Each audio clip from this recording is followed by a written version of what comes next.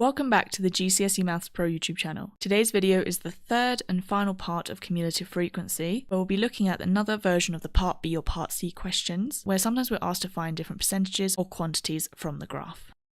So here we've got the cumulative frequency graph shows some information about the weights in kilos of 40 dogs. Find an estimate for the number of dogs that weigh more than 16 kilos. So if you've seen the previous video on finding the median interquartile ranges, this is just another version. However, it's flipped.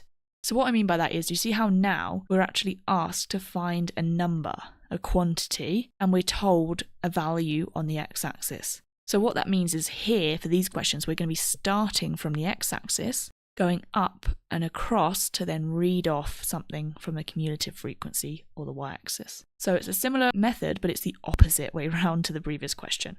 So whilst we're going through these questions, just make sure you're really happy with which way round is each type, whether it's median or whether we're finding a number or percentage. So let's actually go through it so you can see what I'm talking about. So they've said we want to know how many dogs weigh more than 16 kilos. So our benchmark is 16 kilos, isn't it? So I'm going to come to my x-axis, because obviously that's where the kilos are, and I'm going to find 16. As I've said in all of these past videos for cumulative frequency, just double check the scale so you're not going off the wrong thing. Here we've got 10 squares, but that represents 5 kilos, doesn't it? So 16 is actually going to be 2 squares along, isn't it? That would be 16 kilos there. So just make sure you've read the graph and the scale correctly. You don't want to get it wrong just because of the scale. So I'm going to take my ruler and obviously draw a line up from here until I hit my graph, then go across to the y-axis. There we go. Luckily the scale on the y-axis is more straightforward. That's obviously going to be 25, isn't it? Now, the other thing that they always do with these questions, and why I've included it in my questions, is it says way more. If we say 25 is our answer, 25 dogs, that's not strictly true. 25 is all of this part of the graph. That is everything from 16 and below, isn't it?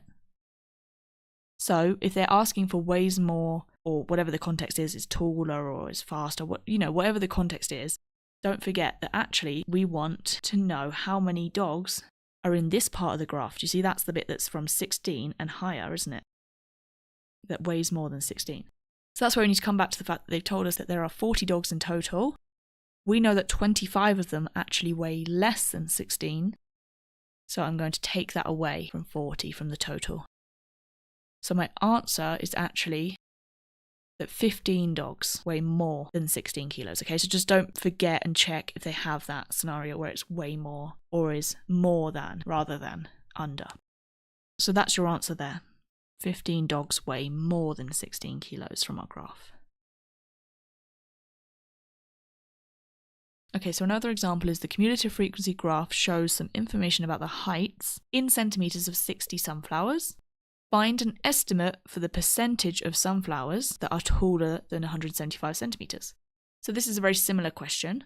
We've been asked for, again, taller, so like more than. So it's the same scenario with the more than. And they've given us the benchmark of 175 centimetres, which again is obviously from the x-axis. So find 175, luckily this one is a nicer scale, and obviously I'm going to draw my line upwards from there, and then across to my y-axis, roughly about here I would say. So if we read that off, I would give that as 56. Now again, remember that they're asking for taller than that. 56 is the number of sunflowers that are shorter than 175, isn't it? It's all of these sunflowers here. These are the first 56. So that is from 140 up to 175. What we want is this part of the graph where it's from 175 and then obviously taller. So that is this small part here, this small amount of sunflower plants there. So just remember, again, we're going to do 60 because that's the total number of sunflowers, minus the 56 that are shorter. That gives us 4 sunflowers. Now the difference with this one is that they've also asked for a percentage. The previous question they asked for how many, what number. In this case, they want a percentage, so I now need to take my 4 sunflowers and convert it into a percentage of all of the sunflowers. So I know it's out of 60, so when I want to make a percentage, I just take 4 out of 60, that's a fraction obviously, and then to make a percentage, times by 100. This may or may not be a calculator question. If it is, obviously chuck it in your calculator. If it's not, they should choose numbers that you can reasonably work out. This one would obviously be a calculator one. I'm going to round it to 1 decimal place because it is a recurring decimal. I get 6.7%. So that's my final answer for this one. Okay, so we not only need to know how to use the graph, but also how to convert into percentages. Okay, so the cumulative frequency graph shows some information about the times in minutes it took 100 students to finish their homework. Show that fewer than 10 students spent more than 75 minutes.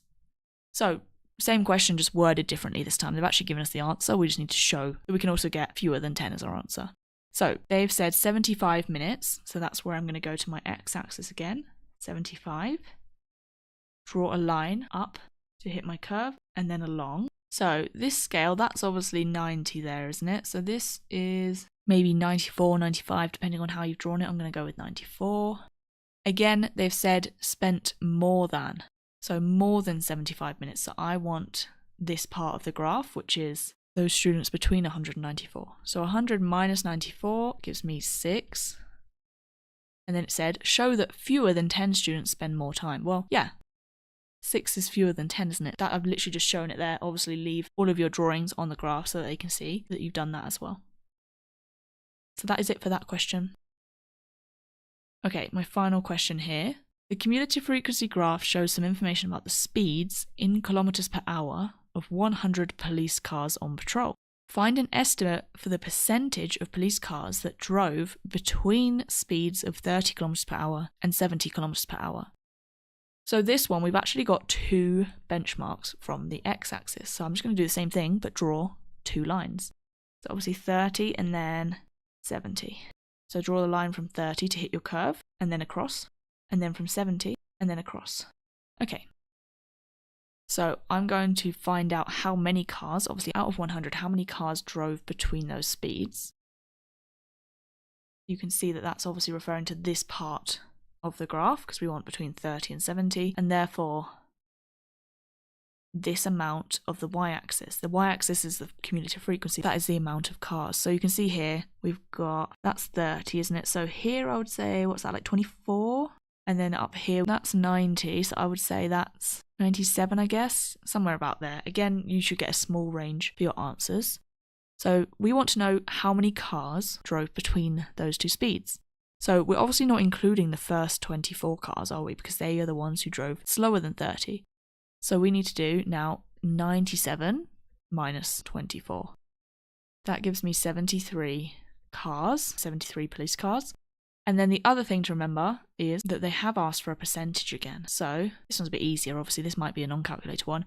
73 out of 100. You don't even really need to write it down because you can probably see what the percentage will be. Times 100 is obviously just 73%. So 73% is my final answer.